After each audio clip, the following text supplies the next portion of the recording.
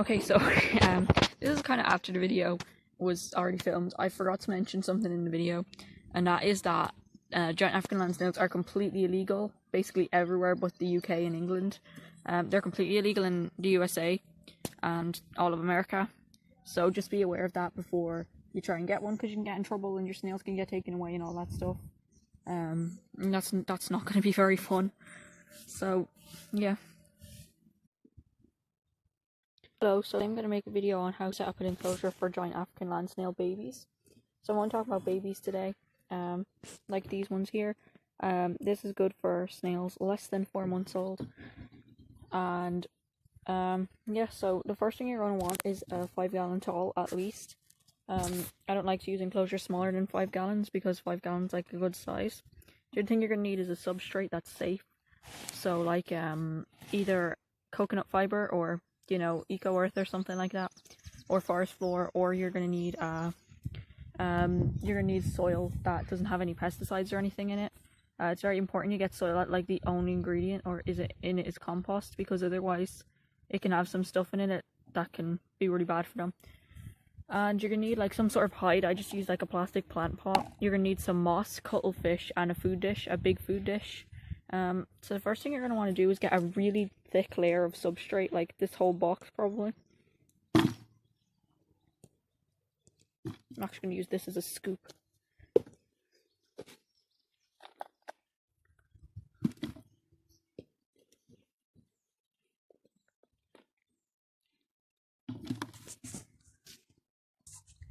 So now we've got a nice, like, at least 6 inches of soil in.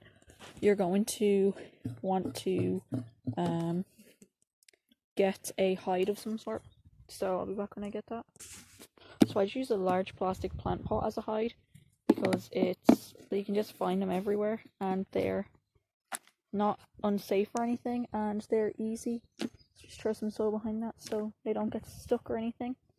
And the snails don't really care. You can get them one of them like reptile hides, or you can get them something just from like, so the only one thing you shouldn't give them is cardboard boxes, or don't line their enclosure with paper towel. A lot of people recommend it. It's actually really bad because they will eat it.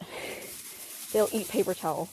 So the next thing you're going to need is moss. So I have a bag of moss here. So I'm just going to put that in now. So the type of moss that you will want is sphagnum moss. That has kind of no insects or anything in it. It's very important that there's no like things that aren't snails in your enclosure. The one you're allowed to have like obviously like earthworms and stuff, like a cleanup crew, but you also have to be really careful. Fuck's sake. You have to be. So you're going to also need a large piece of cuttlefish. If you have a smaller enclosure like this, you can use 1 piece, but you can also use 2 if you have a larger enclosure. Another thing that a lot of people don't understand when they're getting snails is don't buy like this big exoterra when you're first getting some, because it's not going to be suitable, and they're not going to grow at all. They're just going to stay the size they are because it's too big for them, and they're not going to be able to find the food, which has to stay in a dish to stop things like maggots and stuff from being attracted to your enclosure. So now we're going to add the cuttlefish right in front of this hide where they can find it easy. And you need a large food dish. This is a cat's food dish. The snails won't care. They can't read. So I actually just grab this and just plop it here. If you have a lid that's like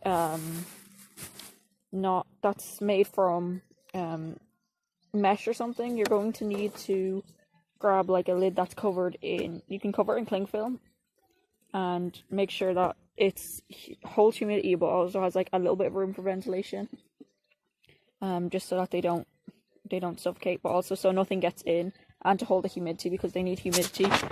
So these guys are about 3 months old, so they're going to be moving out of this soon. Another thing you really need in your enclosures is you're going to need to add a thermostat and a heat mat, but obviously I don't have one because I'm outside. I have one inside where their enclosure goes. So heat mat, you will need to be around 26 degrees Celsius. I'm not sure what that is in Fahrenheit. I'll put it on the screen. So yeah, this is how you take care of the snails. And thank you for watching.